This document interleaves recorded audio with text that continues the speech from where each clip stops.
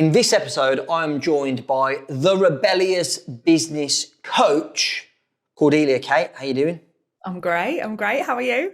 Amazing. So, Cordelia, you and I have known each other for a few years, and I'm really excited that we're doing more and more work together. We've got some exciting projects on the go that we may talk about, I guess, a little bit in this episode. But first of all, I want you to share, if you don't mind, you went from being a nurse, working in the NHS, and I know you love that, and you really wanted to continue to serve and to make a difference. And you then became a six-figure earning coach very quickly, within 12 months. Like, how did that happen? Well, the transition was actually longer than 12 months, but it was the fact that I had three small children under the age of 4. And I mean, let's just pause to just take that in. I mean, 3 children under the age of 4, like, I've only got 2 kids and there's like a 4-year gap, and it was still a bloody nightmare when they were little. So 3 children under the age of 4, that is, and were you nursing at the same time? yeah. I mean, that's ridiculous to be full-time nurse and 3 kids under the age of 4. First of all, you want like a medal just for that, for surviving it. I think there's a Guinness record out there for me somewhere, because it actually gets worse. Like, I started my nurse training, not married, no kids, and I finished my nurse training with 3 children. In fact, by the 3rd child, I wasn't even allowed a maternity leave because I was going to take too long to become qualified, that they were like, you can't have another maternity leave. So I just had to get on with it. And I'd just given birth to my son, my 3rd child. And I was like literally in hospital with him. He was premature. And I got a call from my tutor being like, we haven't seen you in lectures in a couple of days. Where are you? And I was like, I have just given birth. I'm a little bit preoccupied. Yeah. Mad.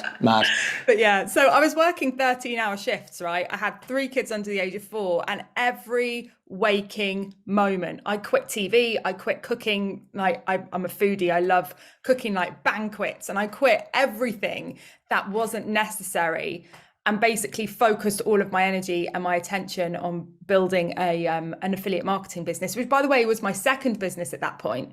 I tried e-commerce, hated it. Affiliate marketing, got really good at it. Then started teaching other people how to market within that community. Then became an ambassador of that community, was hosting webinars every single week for the members of that community, and then was asked to come and join the team as a consultant. So I was now on the team, having one-on-one calls every day with people, helping them with their initial marketing strategy of getting started, checking over their funnels and all that kind of stuff.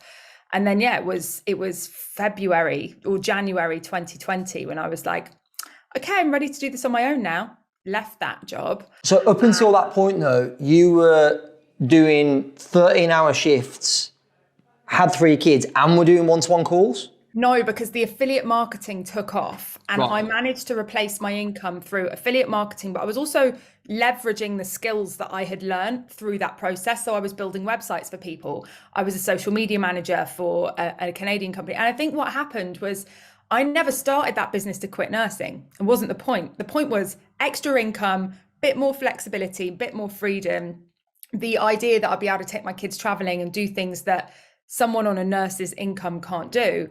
And I found another way to help people. When I was in that community and I was teaching people how to do things, and I was helping them put strategies into place, and I was seeing them get results and get sales, and I was seeing that transformation in people, I realized that this was a way that wasn't initially tangible to me, in which I can actually have a bigger part to play in changing someone's life. Because when you're a nurse, you're on a conveyor belt. You play a part, but you never see that person again. There's no continuation of care usually when you work in emergency nursing, like I did anyway. It's patch them up, shift them on, patch them up, shift them on, which is great, but exhausting. And, you know, especially when you've got kids, it was just quite a lot. So yeah, I actually find what I do now a lot more fulfilling than I did as a nurse. And there was a lot of guilt around that as well. A lot of guilt, because I was like, I should have found nursing probably more fulfilling than this, but I'm over that now. I absolutely love what I do.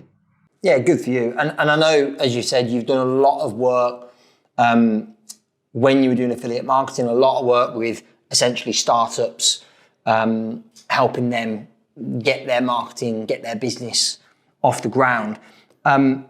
What advice would you give?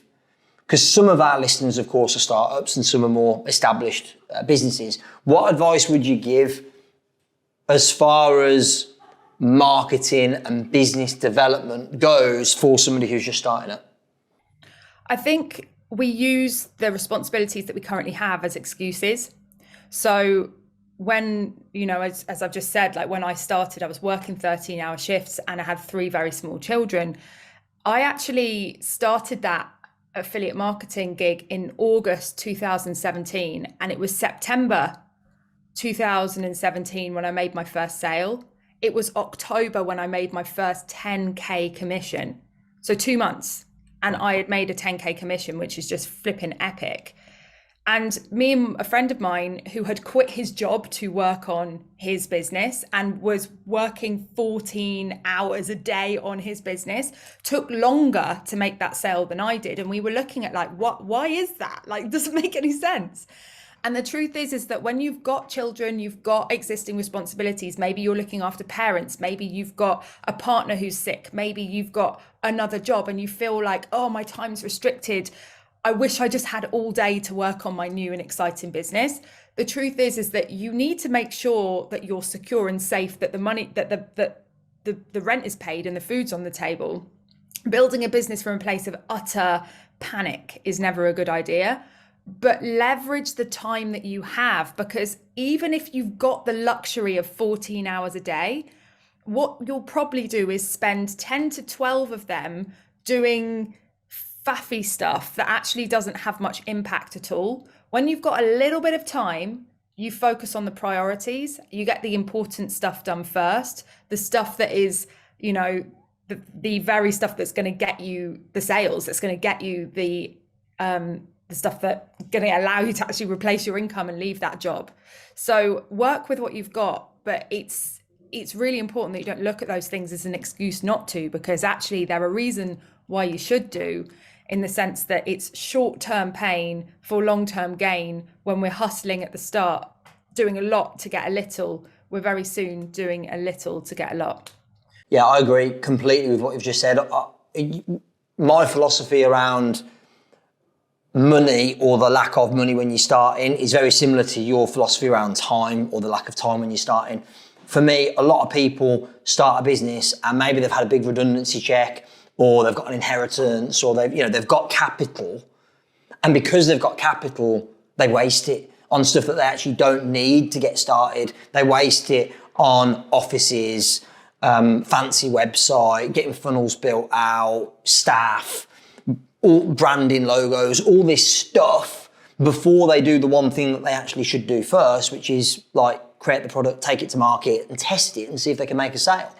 I always share in 2008, I didn't have any money when I started my first business. So I didn't have the luxury of time and other sources of income. I had to make it work quick. And I think you're the same in terms of the lack of time that you had to dedicate to the business meant that hour or so a day you were spending on it was time well spent, whereas somebody who's got 14 hours a day can essentially waste a large chunk of that.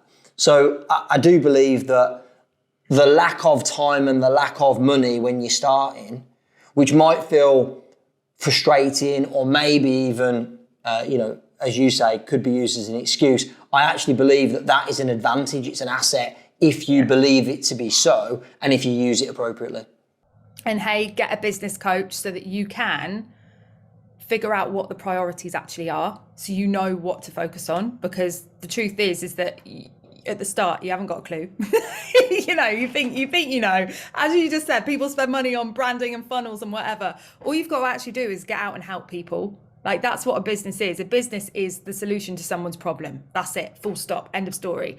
So if you can get out there and help people in some way around what it is that you do, you're going to raise your reputation, elevate authority, and you're going to get people coming to you saying, I need help with this. And you're going to be making sales. Yeah, completely agree. So let's fast forward to how you became the Rebellious business coach. I think that kind of all began early 2020. if I remember correctly, and that's just like absolutely. I know that you, like you said, when you started affiliate marketing, you made your first 10K commission in your second month. But the Rebellious business coaching business has absolutely exploded during, let's face it, probably the toughest 12-month window arguably in history to do business or to start a business. So yeah, what do you think were the biggest factors in making that a success so quickly? Exactly what I just said. I remember this moment where I had the pandemic panic, right? The whole kind of everybody's headless chicken, like stressing out. We all don't know what's really going on or what's about to happen. It's a little bit scary and all of that. And I remember feeling really bad. My colleagues were on the front line. The people that I was still connected with were on the front line, and I had come off the nurses register because I was like, I'm going to burn the boats. Like, if we're going in properly. Let's come off the nurses register. I'm not going to revalidate. I'm going to burn the bridges, and I'm going for it, because if I've got a plan B, it just means I'm not confident enough on plan A. So I'm going to prove to myself that I am. So anyway, that starts to kick off, and I'm like, I feel really like I should be a part of this. Like, I felt like anybody can teach someone social media, but it takes a qualified person to be able to put up a blood transfusion, right? So I was like, maybe I should go back. And I started looking into it, and I couldn't. Simultaneously, what had been happening in the business was that I had been going to networking events and starting to put myself out there as a business coach independently, left that role and, as independent. And I got a couple of clients, and things were starting to move a little bit there, slowly but surely. But then when all of that kicked off, and I don't want to use the P word too much because I don't want to get cancelled, but when that kicked off, what happened was that I thought to myself, like, what is my role going to be here? Like, I couldn't go back on the nurses register because I'd have to revalidate, which would take a year and a half. I had a couple of clients. I could have still done shifts alongside that to just support. And I couldn't do that. And I was like, well, what can I do? And all the local networking events that I had been going to have been shut down because BNI, 4N, all these local, they're all offline business models. Like, they have no idea about how to pivot online. And so there just was nothing else. They were all just stopped. So I jumped in at that window and I went, I'm going to launch an online networking event for all the people in Oxford who can't go to networking events anymore, and that's their lifeblood of their business. And I just shouted about it for like 3 days and launched the Rebellious Business Network. The word rebellious came to me in the shower. And it Where all good ideas happen, by the way. Well, they do, right? Some absolute belting ideas in the shower. And it all just started falling into place. But what happened was, because I was in this place where I had enough money in the bank, because I've made some good affiliate commissions that were just sat there. I had my rent covered for the next 3 months. And I was literally like, how can I show up and serve? Now, it's not exactly going to get me a flipping OBE, is it? Launching an online networking event. I'm not trying to make it sound like, I was like some knight in shining armor that rescued the world, but it was what people needed at that time. Number one, they needed company. Number two, they needed another way to get themselves out there and network. They needed to figure out how to pivot things and pivot their way of doing things. And I just showed up and served. So we had 3 days of promotion for the network, and I wasn't even speaking at the first one. I had a guest expert come and talk about websites because that's what everyone thinks they need. So we did that. And then from there, it just grew. And within a couple of months, we had 200 members and people were starting to talk about it, you see. So a lot of the people coming in it was just word of mouth. And we did a launch 2 months in and did 22K on the first group coaching program. So the interesting part was that when Boris announced that there was going to be a retired nurse list, I didn't realise that I would be on it, because I didn't see myself at the ripe old age of 30 as a retired nurse. Right. But I was on it. So they reached out to me, and I had this moment where I was like, I should do this. I was in turmoil, and I went to get on it. And by the time they'd actually got through all the paperwork and done all the things and reached out, I was fully booked. fully booked with one-to-ones and launching a group coaching program. And I was like, I can't let my clients down. This needs to be my priority now. By the way, next time I introduce you on stage or on a podcast, I'm going to say retired nurse becomes rebellious business coach. There you go. That's your headline right there. God, I feel old. And everyone's going to be expecting this little old lady to like come onto stage, and then they go, hold on, she doesn't look like a retired nurse. Should look. Anyway, you know what I think's really like what's come to mind as you've been sharing this, Cordelia, is timing. Timing is everything. And I think the Rebellious Business Network is a great example of something that I talk about a lot, which is sell them what they want, give them what they need. Yes. And at that point in time, you were giving people something they wanted desperately. Like the one thing you didn't mention, actually, when you think about what those business owners around Oxford that could no longer go out to BNI or other local networking groups. Yes, they were missing the company, the connection, all of those things are true. But quite frankly, their businesses were suffering because a lack of opportunities, a lack of leads, a lack of inquiries, a lack of referrals, a lack of introductions to other people that could become clients and customers. And you filled that gap, and the timing couldn't have been better. Ironically, you think about surely the worst time to start anything new would have been at the very start of a pandemic. Ironically, because of what you were doing, it couldn't have been better.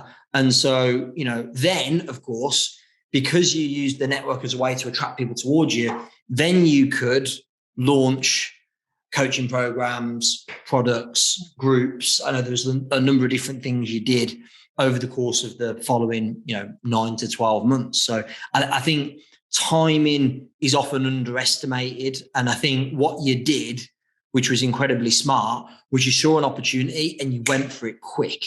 Mm-hmm. And by the way, there were other people that then followed suit, but you got in, like you must have been one of, if not the first, especially in your local area, to create that opportunity for people.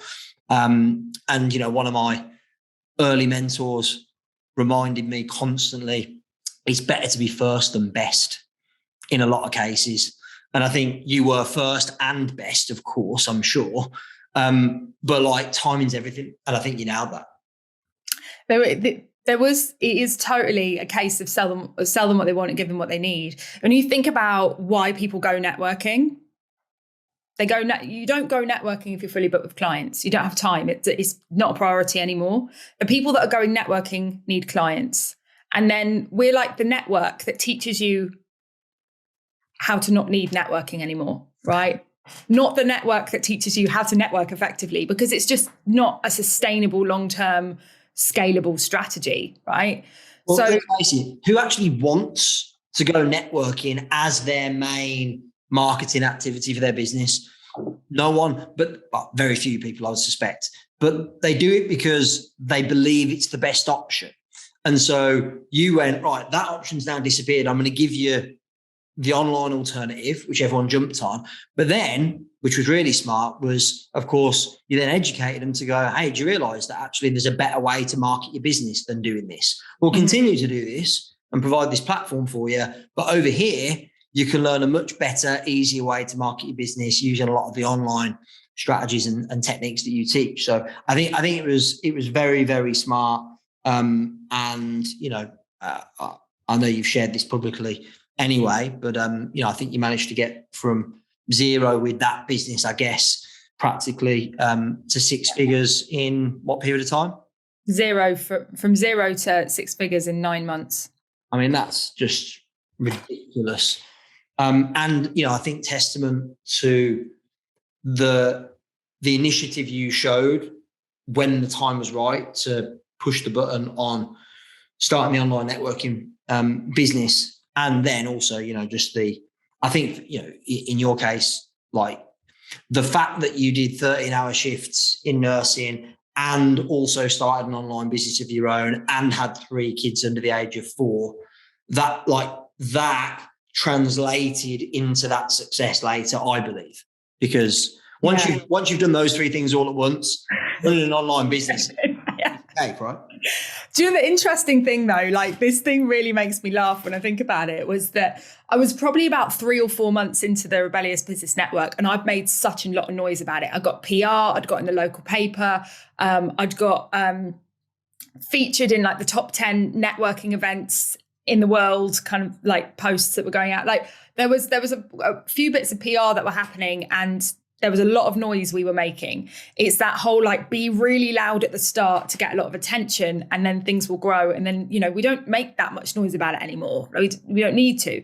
But what was really interesting is like 3 or 4 months in, I get invited to this virtual conference to be on the panel for the future of networking.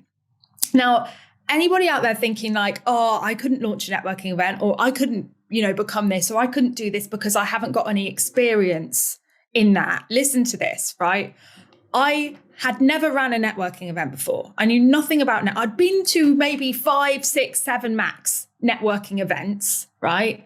And I launched the Rebellious Business Network, which for some reason now put me an authority in the networking world. I'm on this panel alongside the author of Networking for Dummies, talking about what I thought the future of networking would be. Now we were like, had this, you know, the digital revolution like accelerated by lockdown. And I just thought that was just so funny, like so funny. So like, I have no idea, but you know, I'll give you my 2 cents. And it was just goes to show, like, if you get out there and you are loud and you are confident and you position yourself as an authority, other people will see you that way, and you will attract more and more opportunities off the back of that. But that was quite an ironic one. I found that quite funny. And I think everyone that's achieved any degree or any element of success could probably share their own version of that story, where you, like, let's face it, it's probably a bit of imposter syndrome where you're going, what am I doing here? Like, and like, surely at some point somebody's going to work out that I don't really belong here. I've had it so many times, honestly, in my experience. I've had it so many times. And I think, you know, when those things come up, that's a real test of how much you're willing to back yourself and step into it, and let your genius shine through.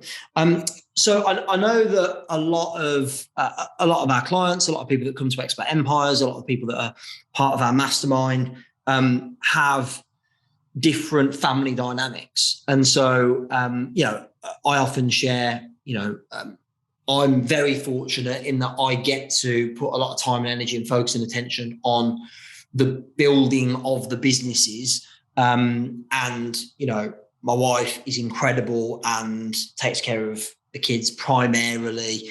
I always say, I think she works a hell of a lot harder than I do, to be perfectly honest. But I also realize, and when we share this at Mastermind, you know, I realize that my family setup is not the same as everybody else's. So I'd love to talk to you from your perspective as a mum and a single mum, and somebody that's got 3 kids who are now how old? Oh my, they're all having birthdays, 9, 8, and 6, nearly 7. Yeah, okay. So still relatively young, right? So I'd love you to speak to the single mums or the mums, you know, or even the single dads, or dads who are the primary parent as well. Like, what advice would you give to them about some of the things I hear most are like, it's a real struggle to balance the business with being a parent. Often I hear people talk about how when they're spending more time on the business, they feel guilty that they're not spending enough time with the kids. When they're spending loads of time with the family and the kids and the business suffers, they feel guilty that they're not putting enough time and attention to the business, and they feel guilty they're not looking after their clients. Like, speak to that for a little bit. Just tell me what your thoughts are around everything I just said. Well, I think firstly, it's about getting organised, right? You need to be realistic about what you can actually achieve. I've currently got 300 hours worth of work on my list. If I try and get that done this week, if I was single and had no children, I'm an absolute like powerhouse. I could do it, right? But the fact is, I've got to look after them and, you know, give them time and attention, emotional support. And it's not necessarily about how many hours a day you've got. It's about how many hours a day you've got when you're in your optimal energy. because you need to get rest, right? And you need to be able to do it. So number one, being realistic. Number two, start your Ascension model from the top down. Sell the thing that is the highest ticket first, and then add in your lowest ticket things last. Yes. Why? Because you're going to make more impact on your life if you're bringing in a lot of revenue fast than if you're piddling about trying to sell something that's 20, 30 quid. You need hundreds of them. You haven't got the audience for it. And you spend years building that audience. It's just like, do it backwards. Start at the top, work your way down. Because once you have 5K, 10K coming in per month, you can get people on board to help you, right? You know, you can get like VAs and things in the Philippines and stuff that's like really affordable, but you could bring someone onto your team to be part of your business family, you know, as an investment quite early on. That's what I did. I had a girl called Alex Franklin, who's absolutely phenomenal, come onto my team like 2 months in, because I knew like this was growing so fast, I wasn't going to be able to do it on my own. And it was lockdown. I had kids at home. They were homeschooling. Like it was a lot to do. So firstly, getting organized, being realistic about how much it could do. And secondly, getting some help in, because I was selling the higher ticket stuff first. Now we've got products that are like 20 quid. Now we've got like mini courses that we're creating that are like 100 quid, but not without that in place first. It just is ludicrous. So that's what I would say. Yeah, and that's why we're, of course, partnering and working together on a couple of things, because our philosophy is so aligned in that respect. I always say, and I believe it's so much easier. I'm not saying it's easy, but it's easier to sell and serve a small number of high ticket clients than it is to sell and serve a large number of low ticket clients. And again, you know, you talk about, obviously the numbers are different for everyone, but let's say, you know, 5K a month, 6K a month is enough for, I'd say, most people, not all, but most people, to cover all their expenses and live comfortably. You don't need to make many sales. You don't need many clients at high ticket to generate that kind of income, so you can then reinvest in support, team, etc. I just feel like that is so, for somebody who's in the early stages or a startup, that advice is so critical. And it's actually contrary to most of the conventional wisdom around marketing and starting business. And people go, oh, if I'm just starting out, then I'll have to charge a small amount of money. I'm like, who made that rule up? You know, someone who was scared. Who was scared. Yeah, especially, you know, if your offer initially, if you're a service-based business, if it's coaching, mentoring, consulting. My first business, it was, I was a freelance copywriter, as you know. So I was providing a service called I'll write your marketing materials for you.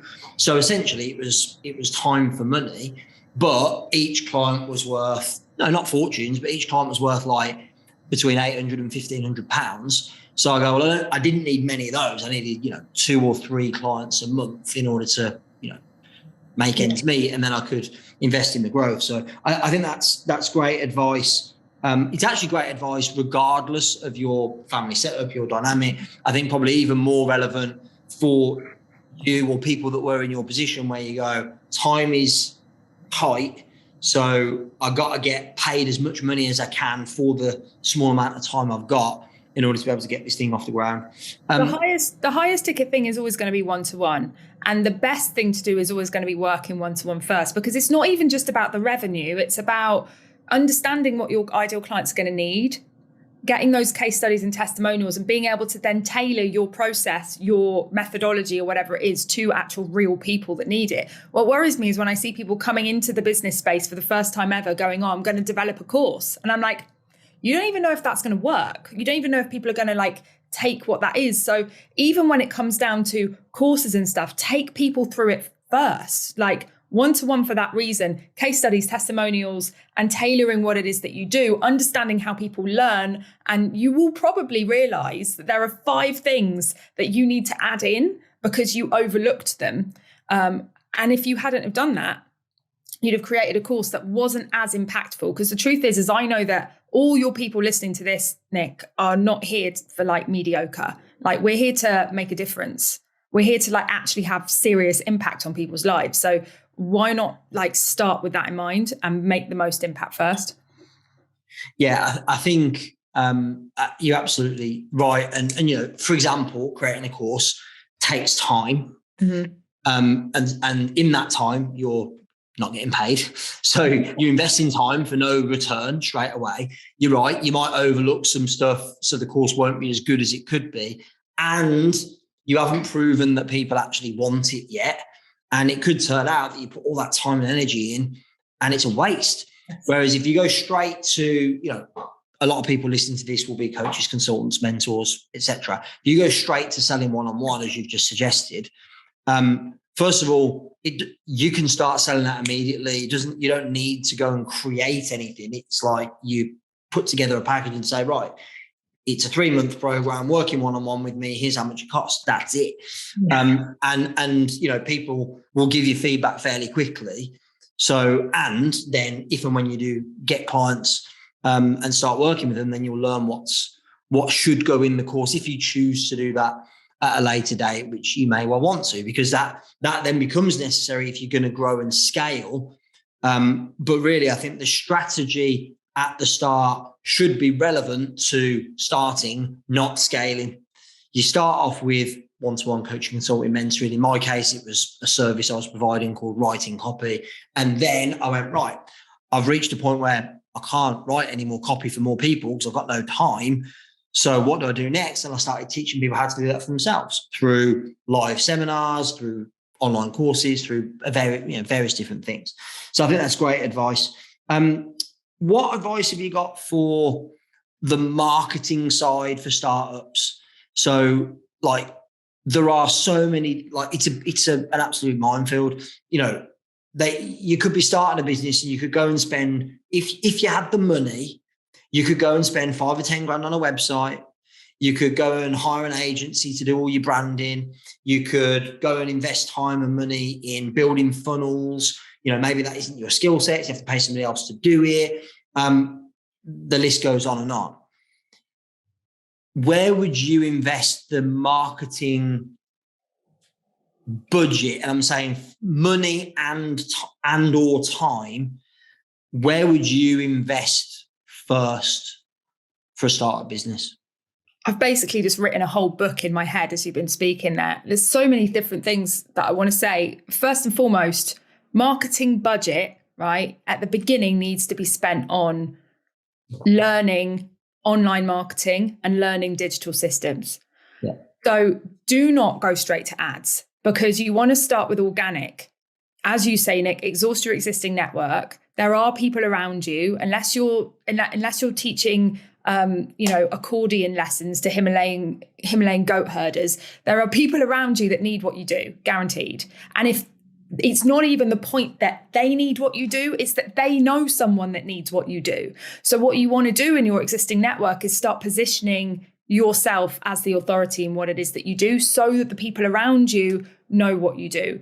When you have built a machine and you've oiled that machine, it converts, it works, it gets results, it gets good feedback and all of that. Then you can start putting money behind it with ads. But it doesn't make sense to do that at the start. So first thing is start organic by just putting yourself out there, creating content. The second thing is, there's a lot of people are like, oh, I need to build a website. Don't freaking build a website. I was like multi-6 figures until I had a website, and I'm still right now considering taking it down. I don't need a website. And all you need is a funnel, and you don't even need one straight away. So do not invest in a website. Do not invest in a logo, right? You can make your own logo on Canva. It will be fine. Hey, guess what? I still don't have a logo. I've just got Rebellious Business written in Canva in like our font colors and stuff. Like, you don't need any of that stuff. What you need to do is build relationships, and you need to increase the size of your network.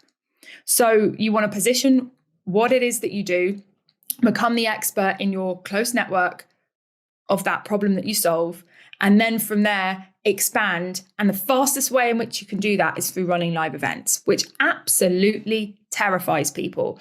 But if you can get out there on Facebook Live initially, but then even better, if you can put on webinars, masterclasses, Zoom calls, where you are literally just rounding up people that need your support and you are giving them some advice, and you do that and you show up and you put yourself out there in that way, you will build your audience a lot faster. there's so much emphasis at the beginning from these startup programs that teach people like, oh, you need to create a little PDF. Like, Nick, I'm sorry, but I don't know anyone that got super successful from a goddamn PDF. Do you? Like, it's like getting out there, public speaking, building your network, and really pushing yourself to get out in front of that camera or get up on a stage or get to networking events and really start building relationships with people whilst being clear on what it is that you do and telling people that. And just try and teach people, be of value, be of service to people that need what it is that you do. And you will just attract those that need your help because they will reach out. Yeah. And they will say, I'm stuck, I need support, XYZ. Yeah, I'd agree that live something, whether it's Zoom, event, networking event, whatever it might be, live private conversations, you'll always get a better return on the time invested in those than you will on anything else. I guess what we're talking about is at that startup stage, you've got two assets, if you like, to play with. You've got time and money. Mm-hmm. And so from a marketing perspective, I think the advice is invest the time in marketing, organic social, running events for free. You're not getting paid, but also you're not paying to do them either, rather than investing money in ads. And, you said it, and, I'll say it as well. I think any investment you do make financially in those early stages probably should be in learning stuff. And by the way, I don't teach how to get started building a social media presence. That's not my thing. So I'm not saying that because I think you should invest money with me learning that stuff. I'm saying I think it's a valuable, if you've got money to invest, even a small amount, I think that's probably a better investment than ads when you're starting out. And as you said, and unless you've got some weird and wonderful, crazy, super niche market, the chances are that you already know people who would be the ideal client or customer. And at the very least, you know people who know people that would be the ideal client or customer. So from that belief, I think you can get started. You can get your first few clients, first few customers paying you without having to spend money on ads, have a fancy website, any of that stuff. I completely agree. So I'm curious, as we wrap up here, what's next for Cordelia? Like, what's the vision for the Rebellious Business Coach, Rebellious Business Network? Like, where do you see that going? Well, we see it growing. We're currently at 1,300 members inside our network. We've just launched a membership. We've got over 100 clients, and we are looking to basically grow and expand that membership and just reach as many people as we can to support them with getting started. I am disgusted by the drop-off rate of new businesses. There are so many new coaches out there. If you I couldn't believe the statistic when I read it, but 43% of the British population now have a side hustle. 43%. And the sad part about that is that a lot of them will give up because they get stuck. And the competition out there is fierce when you're not doing the right things, which is building out your own persona in the marketplace. So we want to just reach those people and support as many people as we can to really, get off on the right foot, reduce that drop-off statistic, and teach marketing in a way that is humanized. That's what I want. I want the marketing industry to become more and more human, because there's so much dehumanizing nonsense out there. Even phrases like taking someone from cold to sold. It's just building relationships and showing up and serving people. And when we can put the human back into marketing, we can make a huge impact. And the truth is as well is that every single human being on this planet is connected to a business owner. So if we can make an impact with the way business owners treat people through marketing, etc., then we can literally reach every single human being on the planet. So I know I'm talking real big here, but that's what I'm really, really interested in doing is making a massive difference to the marketing industry and rehumanizing it, but at the same time supporting individuals on the ground to actually completely change their lives through having the confidence and the tenacity to go, yeah, I am freaking good enough to build something epic. And I do want to stand up and make a difference and support people through doing that. And so we're going to grow the Rebellious Business Network out. And the next step really is to start making some more accessible programs, because we've got the higher ticket things in place. I want every single new business owner to be list building. Too many people are not using pipelines and the right thing, have not got the right things in place. So getting some more kind of passive, accessible courses out to those that are really getting started on a shoestring budget, that need that support but can't afford the business coach. Cool. Which is part of the work that we're doing together, and that will, I'm sure we'll talk about that more, and people will hear more about it in my community over the coming months.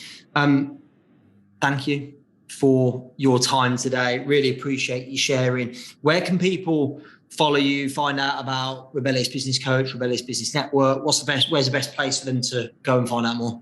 Just Google the Rebellious Business Network or Cordelia Kate. They're both quite unique names, so we're quite easy to find. We've got an awesome community Facebook group where we host weekly marketing trainings. You've come and been a speaker there. We've got Andrew McLean speaking tomorrow, which is very exciting. And we have some really, really awesome speakers come and talk on all sorts of topics, from parenting as an entrepreneur right up to, the nitty gritty of like Instagram marketing. So we try and cover it all, but it's a really awesome space. And it's a great place to find clients and people to collaborate with as well. We've got people in the network that have found clients, but we've also got people that have found their best friends and all sorts of things. So it's a really awesome community. So yeah, over in there. Google Rebellious Business Network or Cordelia Kate, and you will find all of the amazing things that Cordelia does. Thanks again. See you soon. Thank you. Speak to you soon.